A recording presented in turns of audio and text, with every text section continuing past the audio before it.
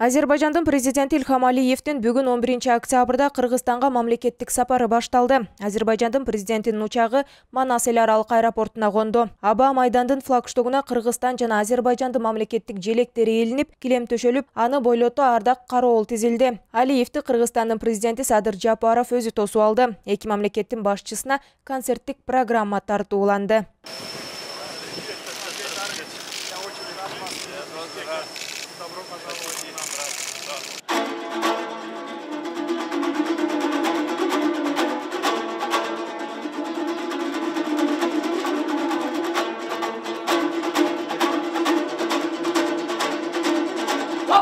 Мамлекеттик сапардын алкагында Кыргызстан менен Азербайжандын лидерлери эки тараптуу сүйлөшүүлөрдү өткөрүп, мамлекеттер аралык кеңештин биринчи жыйынына катышты.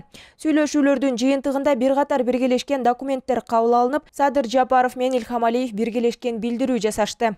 В духе стратегического партнерства мы провели содержательные переговоры по актуальным вопросам двустороннего и многостороннего сотрудничества между нашими государствами, обменялись мнениями по вопросам международной и региональной тематики, представляющим взаимный интерес.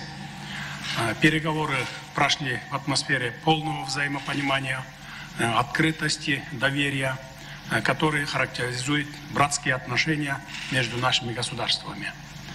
Мы подтвердили неизменность курса на активизацию и расширение стратегического партнерства. С удовлетворением отмечаю, что запуск деятельности Межгосударственного совета и подписанные сегодня соглашения являются наглядным показателем активного развития нашего сотрудничества в политической и торгово-инвестиционной сферах.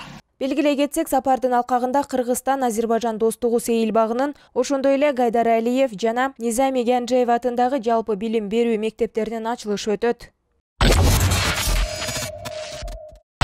14-17 сентябрдагы Кыргыз-Тажик чек арасындагы куралдуу жаңжалда жабыркаган Баткен районунун Достук жана Капчыгай айылдары толугу менен жаңыдан курулат. Мындай жарлыкка президент Садыр Жапаров бүгүн 11 октябрда кол койду. Ага ылайык Баткен районунун Капчыгай жана Достук айылдарында жабыркаган үйлөр зыянды баалоо комиссиясынын аныктамасына карабай эле бузулат жана ордуна жаңы турак үйлөр курулат. Курулуш белгиленген мөөнөтүндө аяктайт. Жаңы курулган үйлөрдүн документтери курулуш иштери аягына чыгаары менен ээлерине акысыз берилет деп айтылды. Президенттин жарлыгында Достук жана Капчыгай айылдарын жаңыдан деталдуу пландаштырып курууга, турак жайларды тургузууга акча каражатын атай сметага ылайык жергиликтүү бийликке бөлүп берүү Каржы министрлигине тапшырылды. Министрлер кабинетине зарыл болгон иш-чараларды ишке ашырууга милдеттендирилди. Кыргызстан менен Тажикстандын ортосундагы соңку куралдуу кагылышта кыргыз айылдарынан 661 турак жай зыян тарткандыгы маалымдалган. Анын 423-ü жашоого жараксыз болуп калган, 238 үй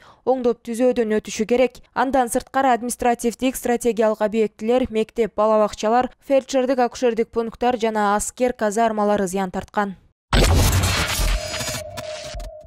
Кыргызстандын аскерлери ЖККнун Рубеж 2022 деген аталышта Тажикстанда өтө турган аскердик машыгуусуна катышпайт. Бул тууралуу Коргоо министрлигинин басма сөз кызматынан кабарланды. Биз мурдараак ЖККнун Рубеж 2022 аскердик машыгуусуна катышууну пландаганбыз, бирок азыр андан баш тартууну чечтик деп айтылат министрлик берген маалыматта. Бир нече күн мурун ЖККга мүчө өлкөлөрдүн контингенти Рубеж 2022 машыгуусуна катышаары, ага Борбор Азия аймагынын аскердик бөлүктөрү тартылаары айтылган. Ал эми 10 октябрда Кыргызстан ЖККнун машыгуусун өз аймагында өткөрүүдөн баш тарткан. Белгилей кетсек, 1992 жылы негизделген ЖККнун курамында 6 өлкө бар. Алар Армения, Беларусь, Казакстан, Кыргызстан, Орусия жана Тажикстан.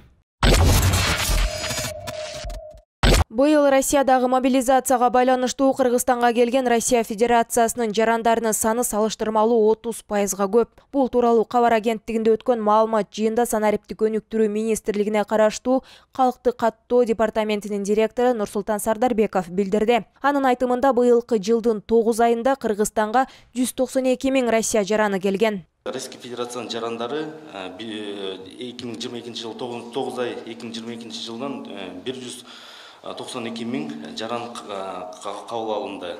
Бул ушул жерде эле 21 жылы 9 айда 160 000 жаран кабыл алынган бияка регистрация боюнча. Анан жарандыкка документтердин тапшырылгандыгы боюнча орус жарандар 21-жылы 385 жаран тапшырган, 22-жылы 1631 жаран тапшырган. Бул жерде 1631 жаран быйыл. Анын арасынан 603 жаран уже Кыргыз Республикасынын жарандыгын алды. И 21-жылы 226 жаран алган.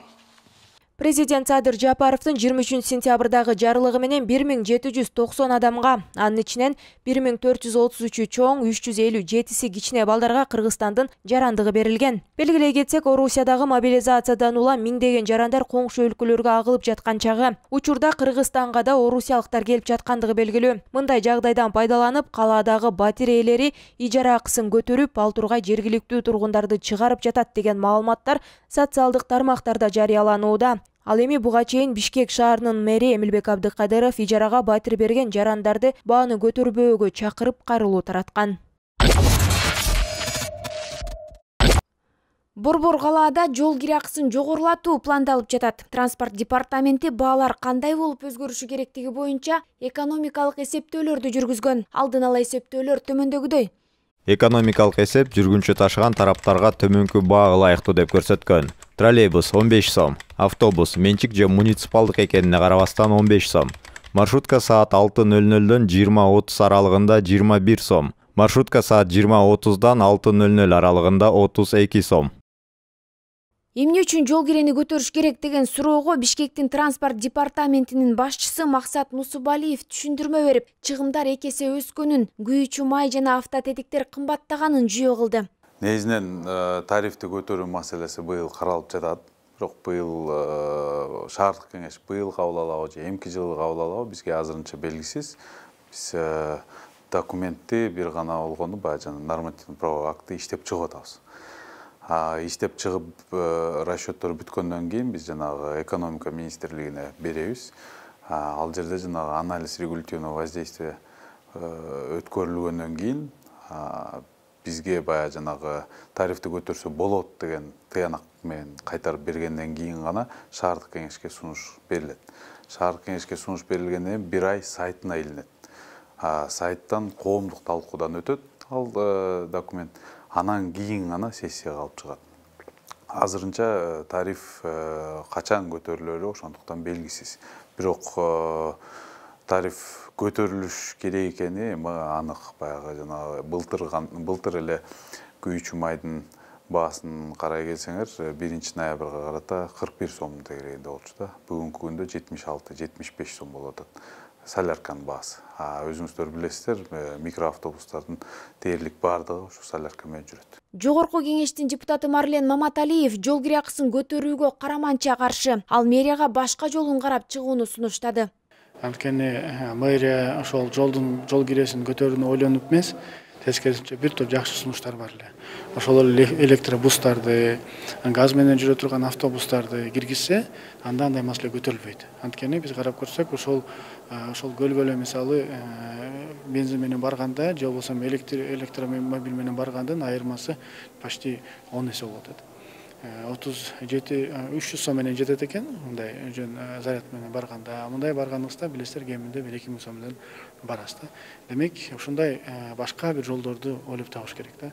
Элди кыйнабай, элдин чөнтөгүнө андан сырткары мына азык-түлүк маселеси болуп атса, bundan сырткары дагы чөнтөгүнө кыйынчылык келтирип, бул көтөргөн туура эмес. Ошон үчүн биз ал жакта фракциябыз бар, бул жактан дагы фракция боюнча айтабыз. Эч кандай бааны көтөрбөш керек, биз карама каршы чыгабыз. Тескерисинче башка альтернативдик жолдорду ойлоп, таап, троллейбустарды көбөйтсө эч кандай маселе көтөрүү болбойт. Бааны көтөрүү демилгеси боюнча шаар тургундарынын дагы пикирин уктук. Аны деген рынок өзү чечиш керек. Базар болгондой. Рынокто болсо, канча көп оюнчу болсо ошончо арзан болот. Бир тарапты алып алып эле мындай кыла беребиз деген болбойт эч качан. Мен туура эле көтөрүш керек. Бензин кымбаттады да. Кыйын эле шофёрлорго. Табыш керек да, алар деле үй бүлөсүн багыш керек. Кымбаттатыш керек. Азыр менин оюмча бул 15 сом болуп атпайбы? Өтө жакшы цена. Мындан артып көтөрсө билбейм, бирок кымбат болуп калат.